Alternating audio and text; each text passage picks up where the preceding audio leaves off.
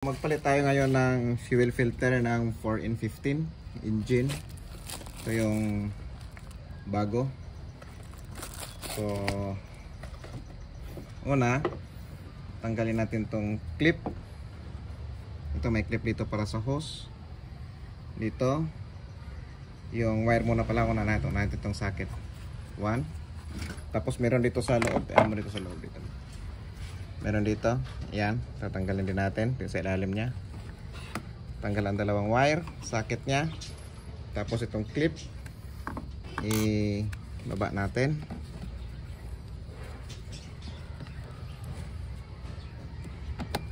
Yan,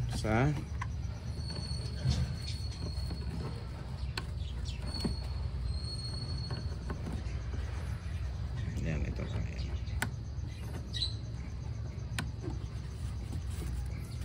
dalawa. Tulak natin tong hose dito para matanggal tong hose. Yan. Pati yung isa sa ilalim. Yan, tanggal na. So need natin ng 12mm na ratchet para matanggal itong screw dito. Tingnan mo dito. Ito sa loob, merong screw, ayan, yung screw na yan. Ito sa kanyang lock. So, tanggalin natin.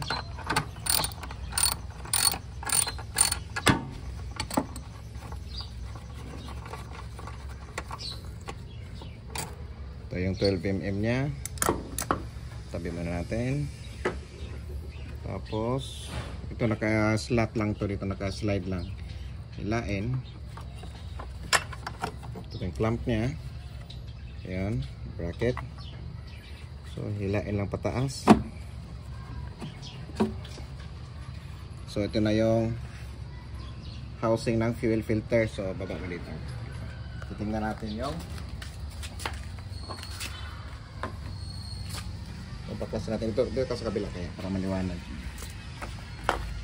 Ayan, tatabi ko muna. Ayan ay may arrow yan. Ayan. May arrow doon dito. Dapat naka-align yang 1, 2, 3. So, tatanggalin ko ito ngayon.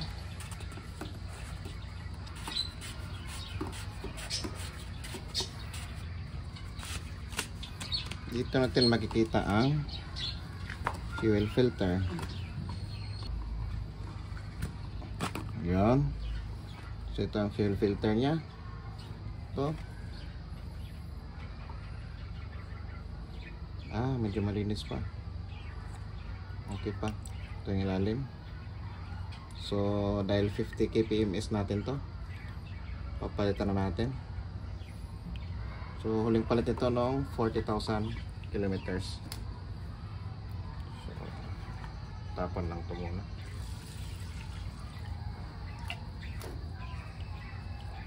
Yun, may dumi pala. Mga dumi-dumi oh. So, nililisan ko lang yan muna. So, compare natin sa bago. Nakuhanin ko yung bago.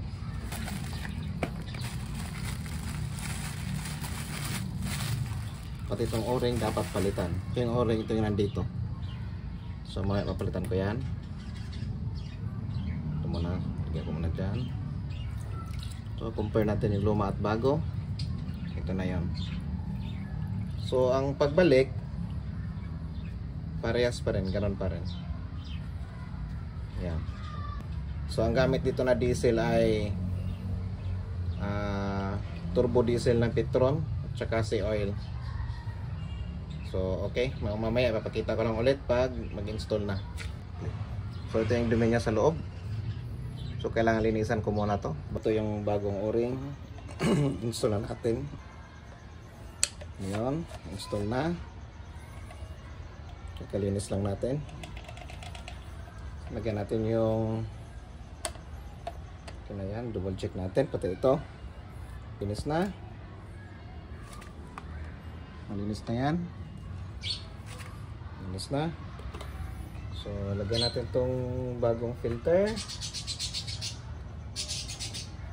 So, ganyan. Ito yung luma.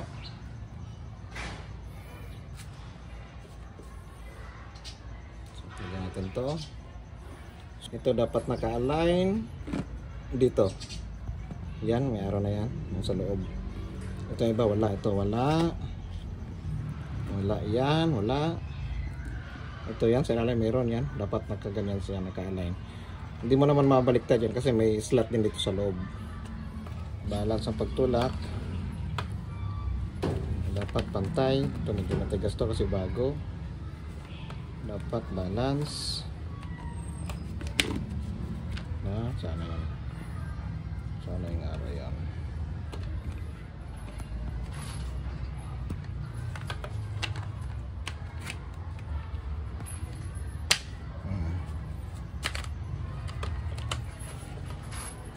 Tulak lang ng stove para lumapat yung magkabilaan. Yan, pantay. Pag malambot siya, pantay yan. Naka-align na yung thread niya. So, ito yung araw sa taas, dalawa sa ilalim, at saka ito dapat magka-align yan, magkapantay. Yun. Yan. Pantay natin. Yan. So, okay na yan.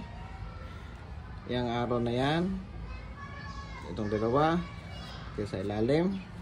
So, okay na.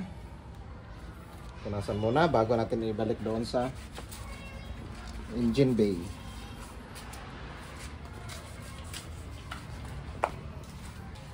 Ito ngayon, punasan ko muna kasi nagkalat ang kurudo. Okay na yan.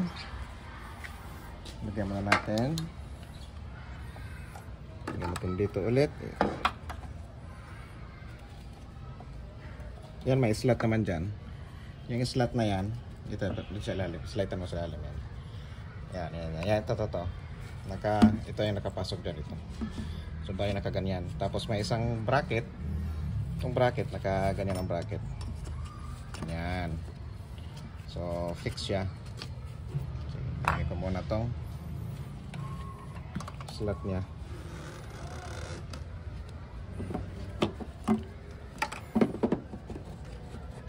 Yun, pasok na. So, lagay ko na ngayon itong ano niya, bracket. Para hindi siya angat.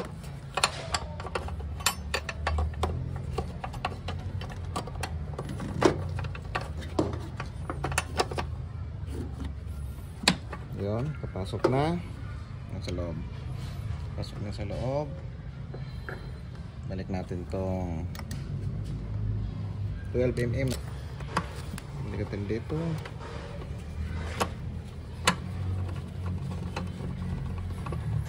Siguraduhin na masikip. Yan.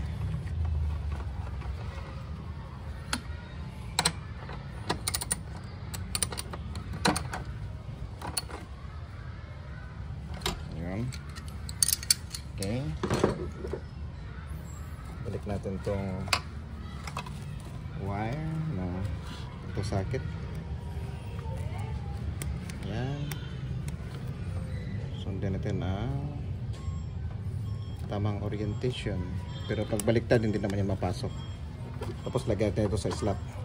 Dito sa loob. Yan. Yun. So, fix na siya. Pati itong dito. Yan. So, okay na yan. Ang gagawin natin ngayon ay ilagyan natin itong malaking hose. Dahil itong malaking hose ay galing sa tangke. Ito yun. So, push up. Tapos itong clamp nya siguro ay nababalik sa dating pwesto.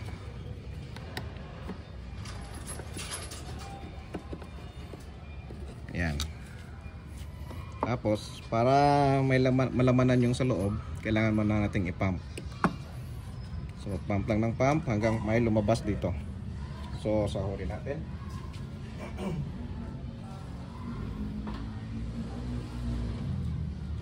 Sahurin natin para hindi magkalat. At magagalit ang maligalig pag magkalat. Pump lang ng pump.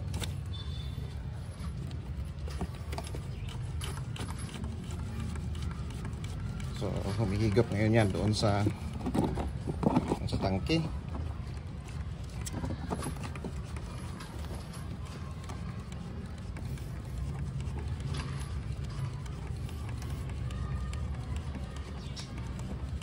Yun. So, meron na. Yan. So hindi na siya mababakante. May laman na. May laman ng krudo. So ibig sabihin, may laman na yun sa loob. Balik natin ngayon itong papunta sa makina. Yun. Tapos balik natin sa tamang pwesto itong kanyang clip. Ganun lang kabilis magpalit ng fuel filter sa 4N15 engine na makina Montero Sport.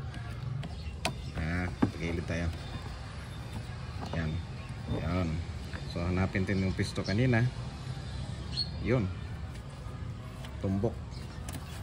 Tapos punas-punas ng konti dahil mahal ang labor nito.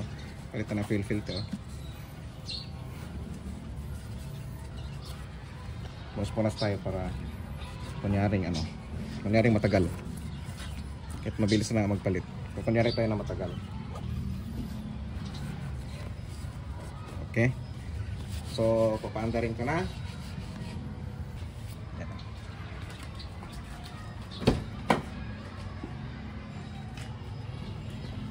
Engine start. Ay, balik. Wait lang. Kailangan ko pa palang ibalik yung battery kasi tinanggal ko yung battery before pala magpalit ng fuel filter dahil gagalawin natin itong mga socket. So dapat tanggalin din yung battery para safe. So balik ko muna to. Ugaliin dapat na tanggalin yung battery bago gagalaw ng mga wirings. Kahit na sa sensor lang yan, may power pa din yan. Hirap na. Tulong mo sa muna gamit to para pero meron naman akong spanner. Ipitan ko lang ulit yan mamaya. Start ko muna.